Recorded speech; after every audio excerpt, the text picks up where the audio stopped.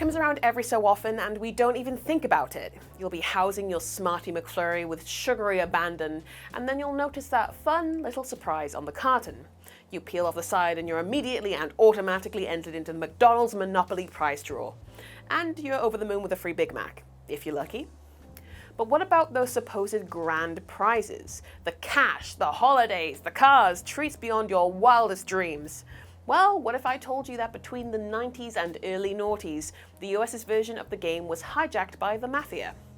This is a scandal so great that it's been made into a HBO docuseries, as well as a film being in production since 2018 on the subject. So, how have the majority of people not heard about it yet? I'm Liv from Dicebreaker, and I'm about to tell you all about the dark history of fraud and organized crime that you peel off of your McNuggets. It's time for some tabletop true crime. Beginning in 1987, with different variations all over the world, McDonald's Monopoly was introduced. To play, customers would peel off the stickers on the side of their McDonald's food item, and it would usually reveal either a Monopoly square like Old Kent Road, Mayfair, or Liverpool Street Station, telling you to collect each of the same kind to win a prize. Or there would be an instant win, more often than not, some kind of food item available at McDonald's.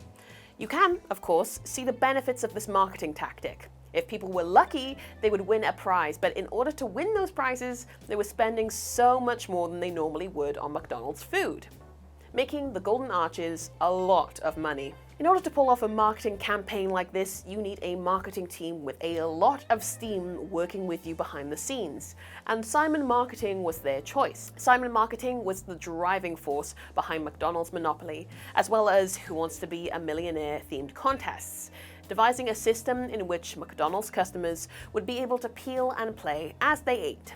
To make sure that all of this was done fairly, they even devoted a role to looking after the winning game pieces. Head of Security, Jerome P. Jacobson. Jerome P. Jacobson was Simon Marketing's head of security during the time of the McDonald's Monopoly campaign, and it was his job to oversee the game pieces, making sure they were distributed equally across the US without interference from any untoward parties. However, no one could have suspected that he was the one they needed to watch out for. Jacobson was formerly a police officer in Florida until he left the force due to a wrist injury. It was then that he decided he would move out to Georgia with his wife and start making his way in a new career, security. According to a truck driver who worked for Simon Marketing, he appeared to be extremely strict.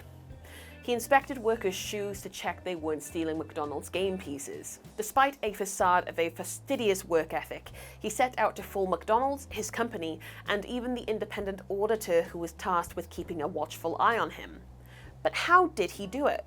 It all started in 1989, when Jacobson stole a winning game piece worth $25,000 and handed it off to his brother. Apparently, according to court documents, this first sting was just about proving himself.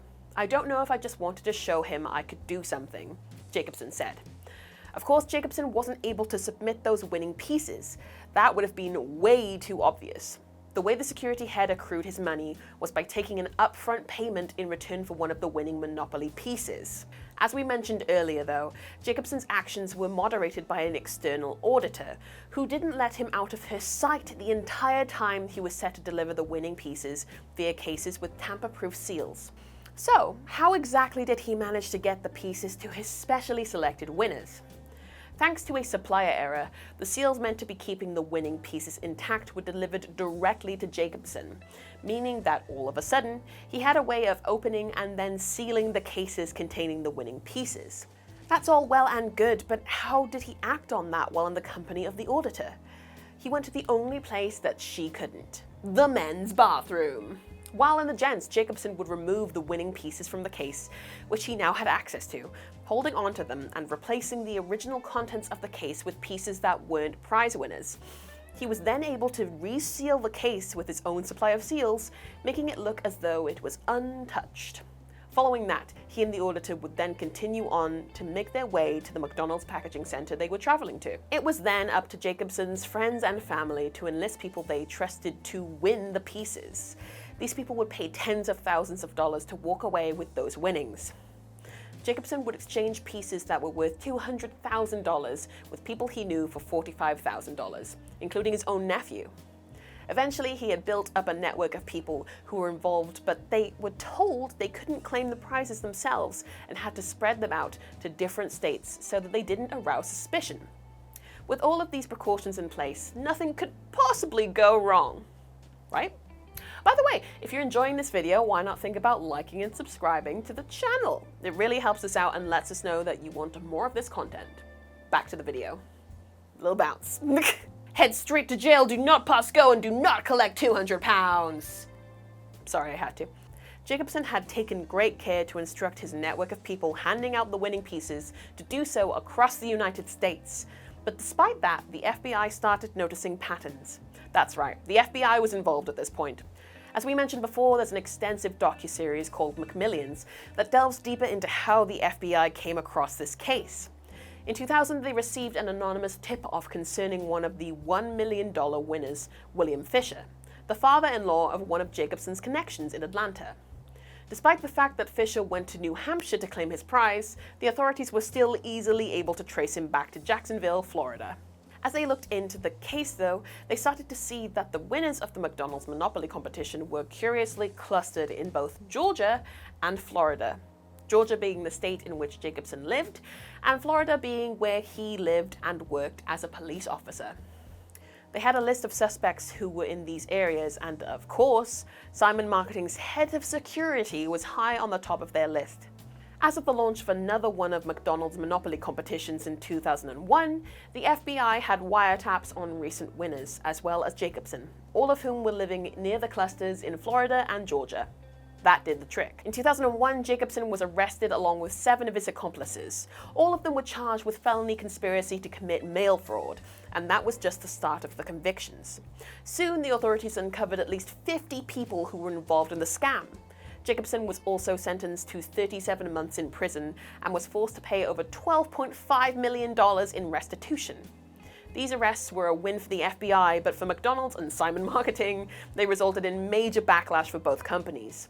To distance themselves from the scam, McDonald's not only launched a legitimate $10 million cash giveaway, but they also cut all ties with Simon Marketing immediately. This then led to both companies suing one another for breach of contract.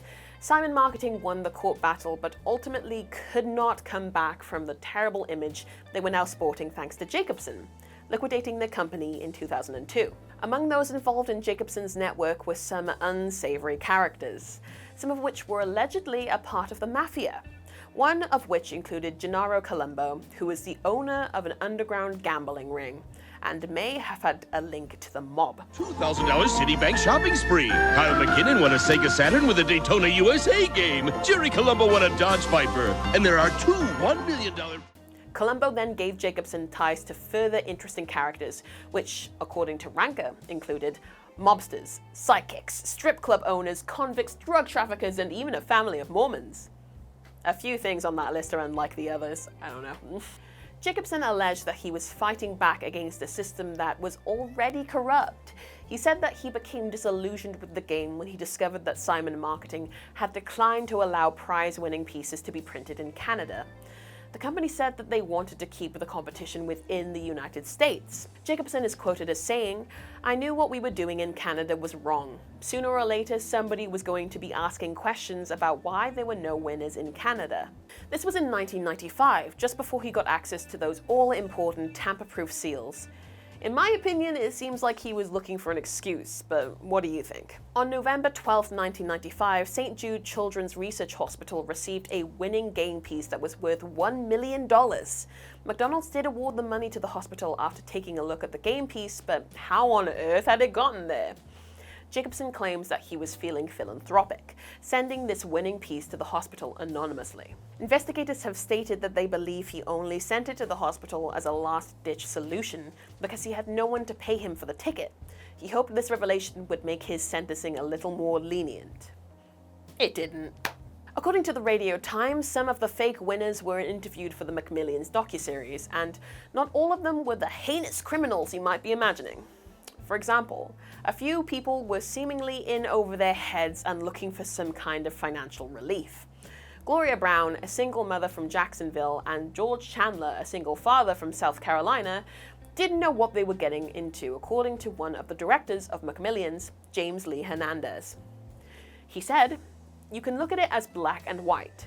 There's the FBI, and there's criminals, and criminals get what they deserve. But when you look underneath the hood, you see that, really, these are good people who just made bad decisions. Every single person in their life has made at least one decision, probably one a week, that they regret, and most of the time it doesn't lead to being a federal criminal." As we've mentioned, this scandal has not been covered as extensively as you might expect.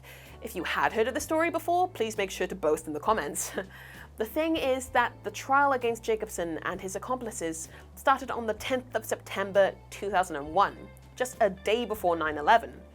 A lot of people say that the coverage was lessened due to the fact that the tragic attack was, rightfully, the media's main focus. After confessing to all 9 of his charges, Jacobson was found guilty of 3 counts of conspiracy to commit mail fraud, and he served 37 months in prison.